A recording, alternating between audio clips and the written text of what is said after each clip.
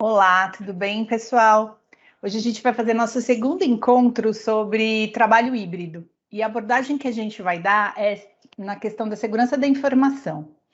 Então, assim, como é que fica essa relação, né, profissional quando ele traz a empresa para dentro da casa dele? E para essa conversa, eu convidei o Jonas, que ele é sócio-diretor da ATS, e ele vai explicar aqui alguns pontos para a gente. Obrigado, Jonas, pela sua participação.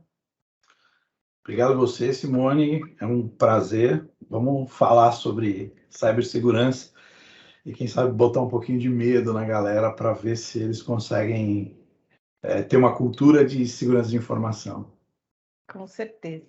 Então, para começar, eu acho que seria legal você explicar para a gente o que é cibersegurança, segurança da informação e qual a relação desse conceito com o trabalho híbrido. Então, segurança da informação, ele é um conceito bem amplo, tá? E ele pode ser aplicado para diferentes pessoas em diferentes situações, para diferentes empresas, tá? Se a gente se ater, por exemplo, ao conceito pessoal, nós temos dados pessoais que nós criamos da nossa vida e que esses dados, muitas vezes a gente usa, por exemplo, conceito de senhas, né? A gente usa senhas fracas e tudo mais. Num conceito de trabalho de empresa, a empresa ela tem toda uma preocupação já interna sobre segurança de informação que passa por toda uma infraestrutura, aplicação de antivírus, colocação de um firewall na sua rede interna ou na sua rede externa num data center. Então, existe todo um maquinário, né, uma tecnologia para a segurança da informação. Segurança da informação é você impedir que pessoas mal intencionadas, que a gente normalmente chama de hacker, né, tenham acesso não autorizado e para uso de forma maliciosa aos dados da empresa. Então, aos dados, aos bancos de dados e dados que suportam a operação da empresa. Então, quando a gente fala de segurança da informação, é isso. Você tem que ter mecanismos que impedem que esses hackers tenham acesso a esses dados. A segurança da informação, ela não é só tecnológica, ela envolve pessoas. As pessoas autorizadas, elas têm acesso a todos os dados que elas precisam para desenvolver o trabalho delas, e para que as operações de uma empresa, né, de uma organização, andem de forma correta. Então, elas usam esses dados para isso. Essas pessoas, elas também são um ponto de vulnerabilidade que precisa ser incluído na segurança de informação. E isso se dá com educação e políticas internas de uma empresa. No caso de trabalho híbrido, é uma coisa que é uma coisa nova, né? Relativamente nova. Algumas empresas já tinham pensado nisso, porque já faziam o trabalho, o home office, e muitas outras nem pensavam nisso, porque usavam o conceito de segurança, a trava de segurança de informação, a bolha, né? O domo de segurança de informação, dentro de uma rede local, num ambiente local. Quando essas pessoas tiveram que sair para trabalhar em casa por conta da pandemia, muitas dessas empresas foram pegas de surpresa e aí tiveram, sim, problemas. Algumas tiveram problemas de fato, de repente foram invadidas porque as pessoas foram para casa e aí a empresa não conseguiu fazer em tempo hábil uma implantação da segurança de informação no home office.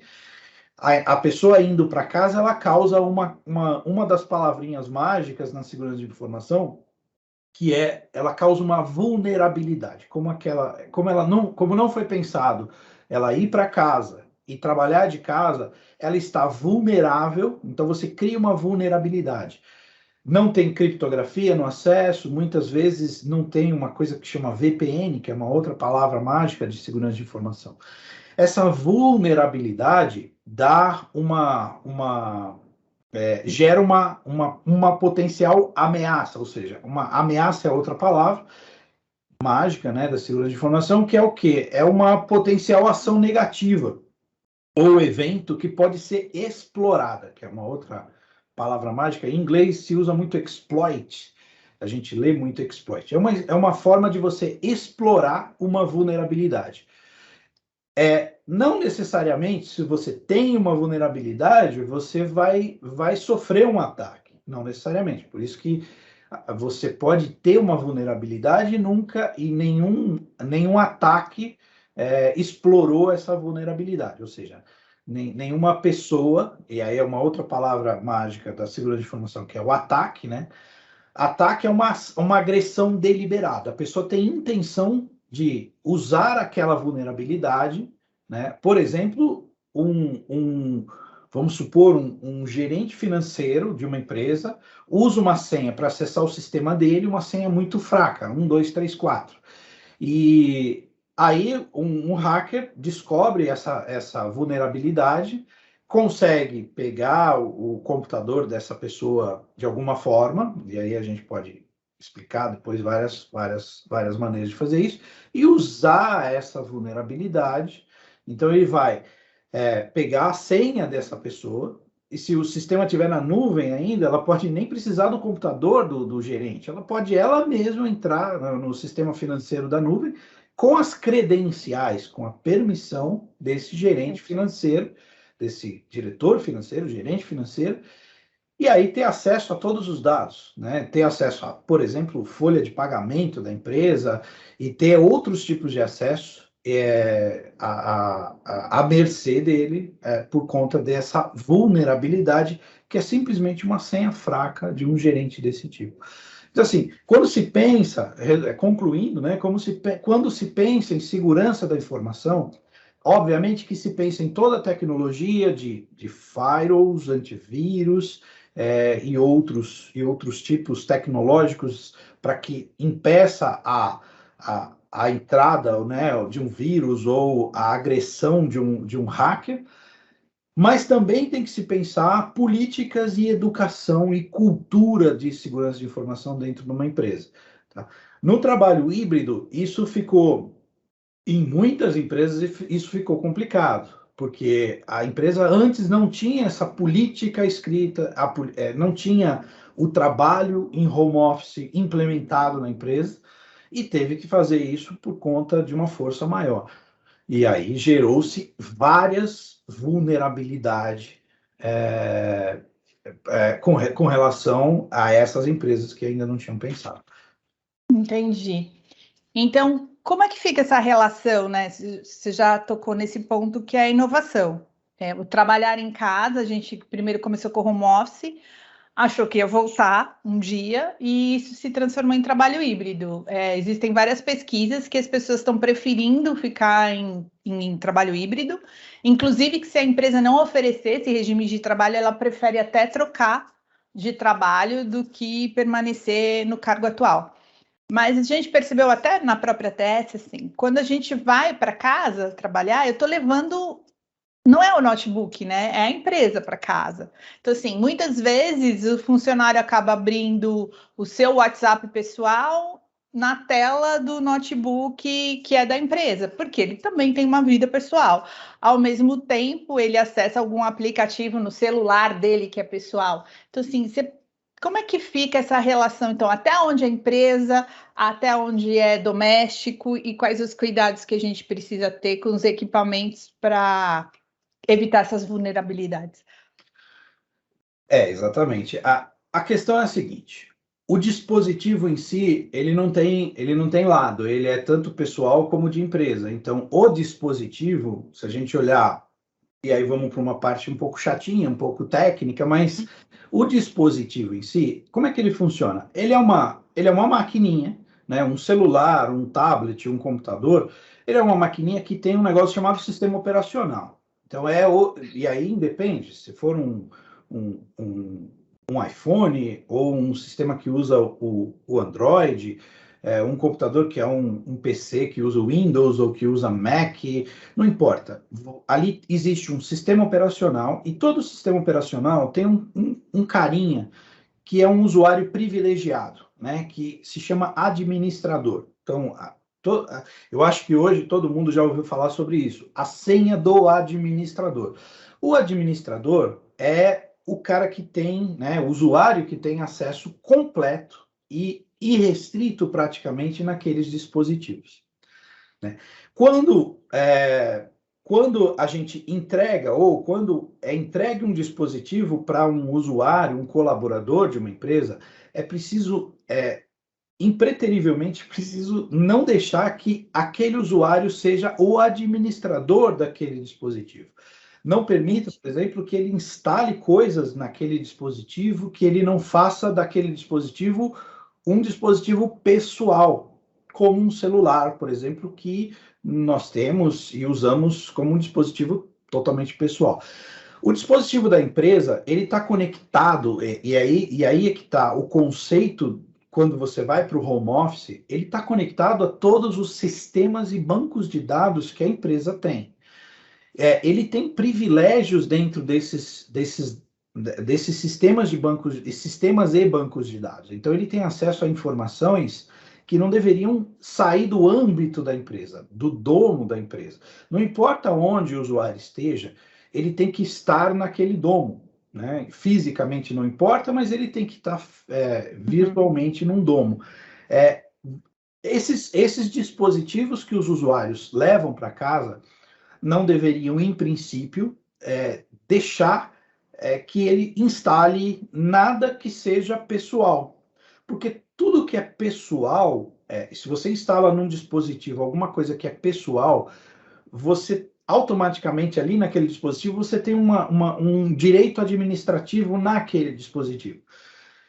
Se o usuário consegue instalar coisas, se aquele dispositivo for comprometido, ou seja, se algum hacker atacar aquele dispositivo, dominar aquele dispositivo, ele vai ter os mesmos privilégios que aquele usuário tem, e ele vai instalar coisas ali. Eu vou dar um exemplo muito simples sobre isso. O usuário ele pode instalar um negócio chamado Keylogger, que é um aplicativo muito simples, muito antigo já, da década de 90, que você captura tudo que o usuário digita.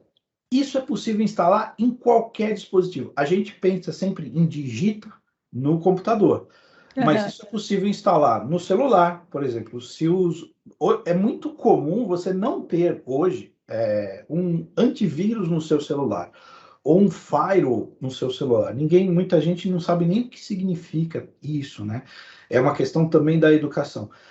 Vou dar um exemplo simples. Se você digita sua senha bancária ou no computador ou no celular, por isso que os bancos hoje inventaram um teclado virtual para que aquilo não ficasse registrado em lugar nenhum. Mas se você digita alguma coisa, esse keylogger, por exemplo, que nasceu nos computadores, ele captura tudo o que você digita. Então ele captura todo o seu histórico de navegação de internet, ele captura, se você entra, por exemplo, no PayPal, que é uma ferramenta de transação financeira. Se você entra em qualquer sistema onde envolva valores ou dados sensíveis, esse programa, que é um programa muito simples, ele captura tudo isso e ele envia para o atacante, para o hacker, para o attacker, né? Ele pega esses dados e ele vai ele pode fazer várias coisas. Ele pode usar os dados, ou ele pode vender esses dados, ou ele pode vender junto os seus dados, eles vão ser inclusos num banco de dados maior, e o hacker vai vender esse banco de dados para um cybercriminoso, né? Um criminoso no mundo virtual. Então, assim, o trabalho de home office, voltando para o tema e concluindo, o trabalho de home office, ele trouxe uma responsabilidade muito maior para as áreas de tecnologias das empresas, porque eles precisam pensar que o dispositivo na mão de um usuário, de um colaborador, ele precisa estar totalmente protegido e o usuário não pode levar aquele dispositivo como um dispositivo pessoal.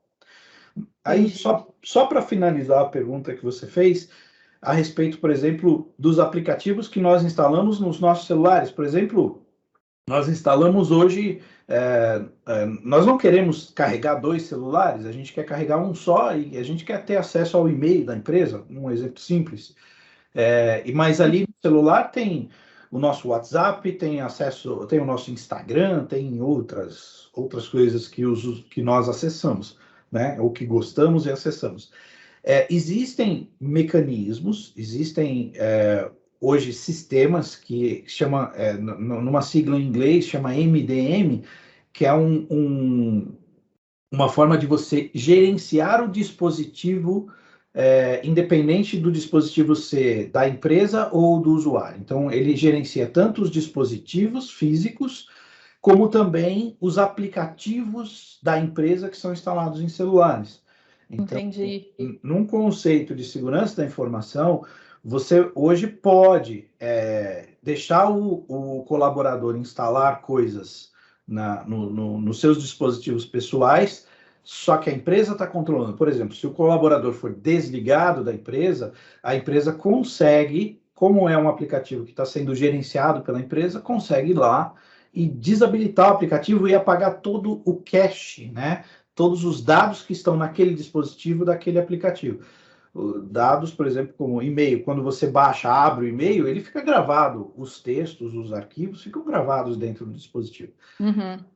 Então, a ideia, quando a gente fala de home office hoje, é preciso pensar em todos esses aspectos que giram em torno desses dispositivos que estão na mão desses colaboradores. Entendi. Por isso que é um processo lento, né?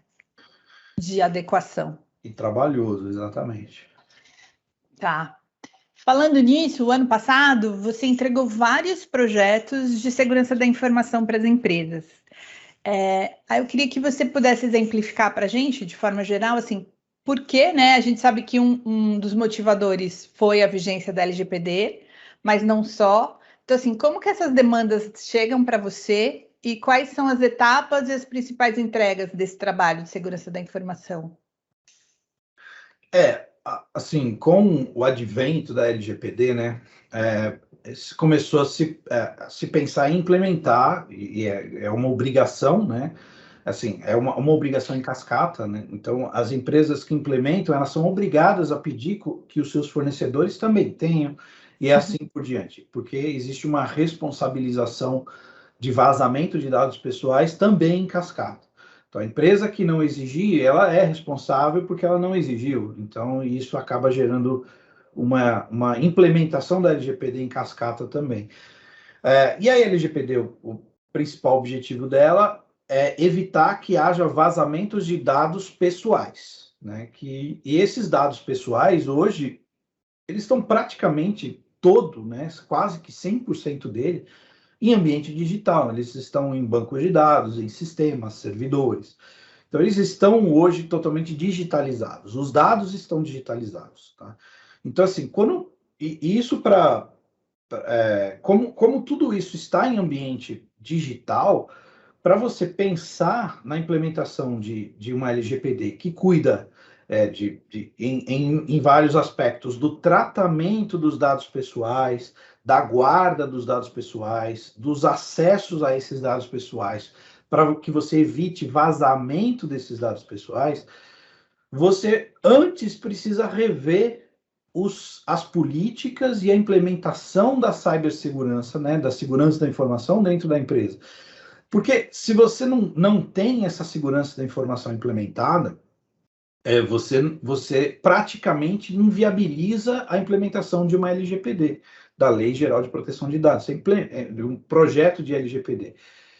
Porque você não tem como garantir que os acessos aos dados sejam, de certa forma, controlados. Uhum. E isso faz com que esses acessos sejam vazados. Então, na implementação de LGPD, o que vem chegando de projetos são projetos para pensar a cibersegurança, né, a segurança da informação, voltada para a LGPD. Isso não existe muito essa relação. Segurança da informação é uma ciência, é uma coisa já sedimentada há muito tempo. Só que como muitas empresas ainda não tinham pensado em segurança da informação, não tinham uma cultura da segurança de informação, foi necessário implementar.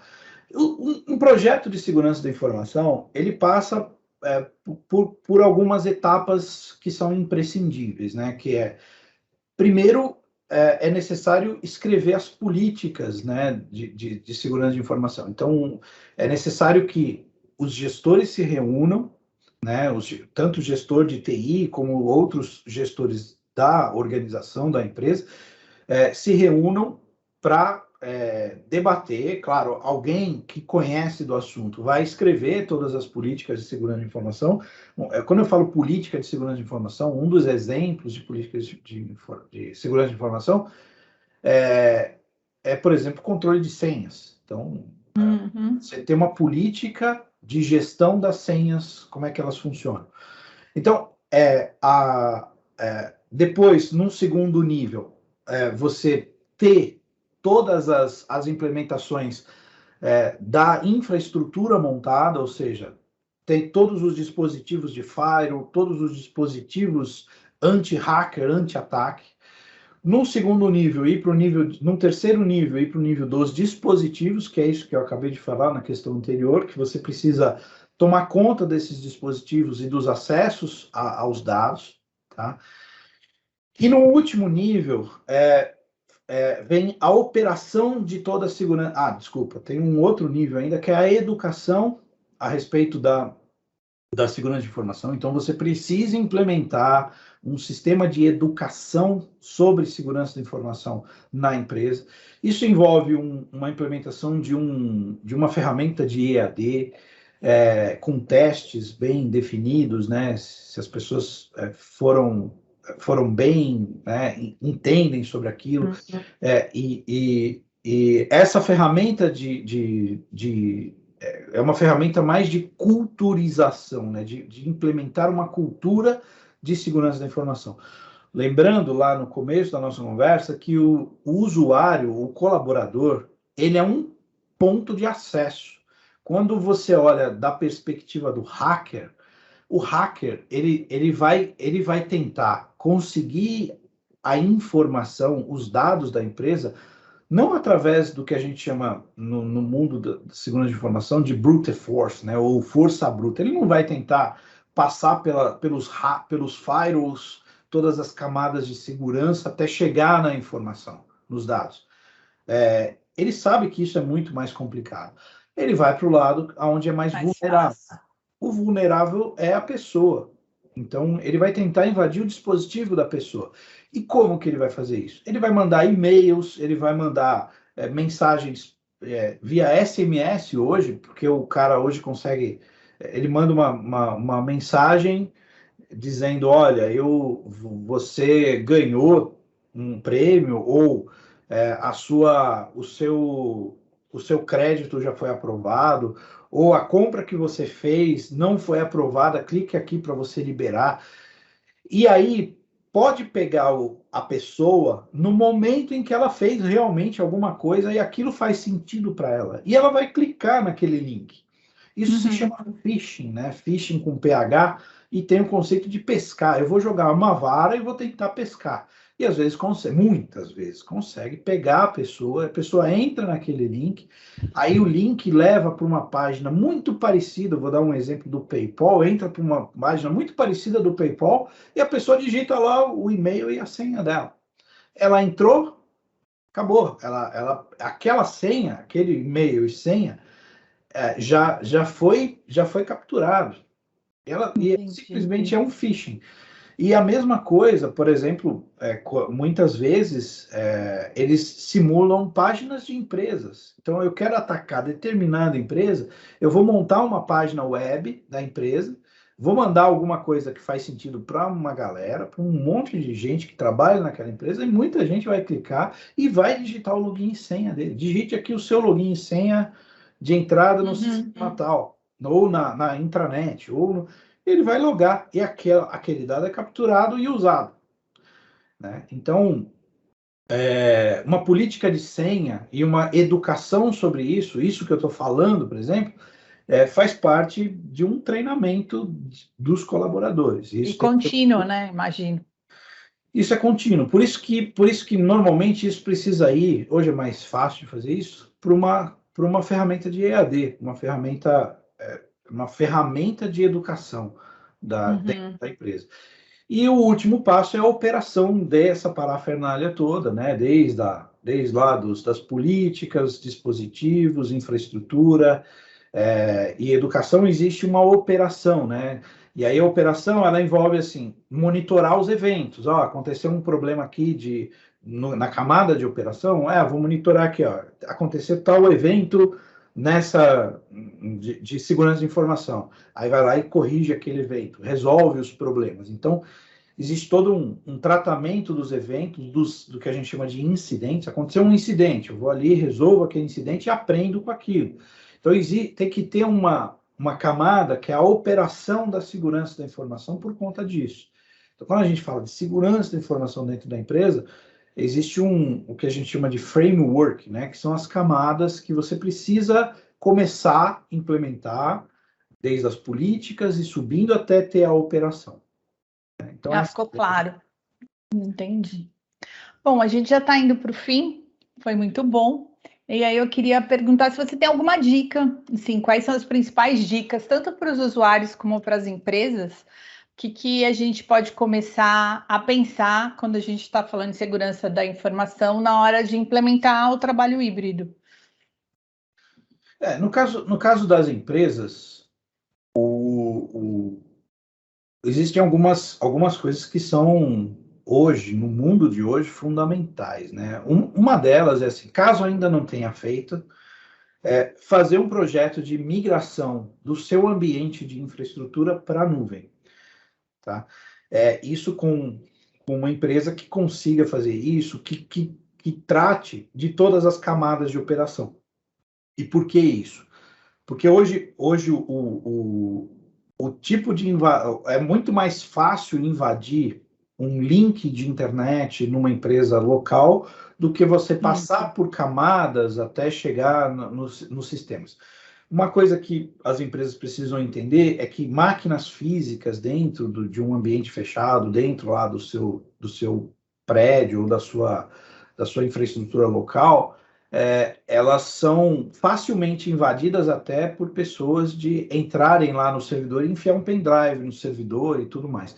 Isso precisa ser evitado, né? Então, ir para a nuvem, imagina que você não está levando máquinas físicas para a nuvem, você está levando seus sistemas, seus bancos de dados e a sua operação para a nuvem.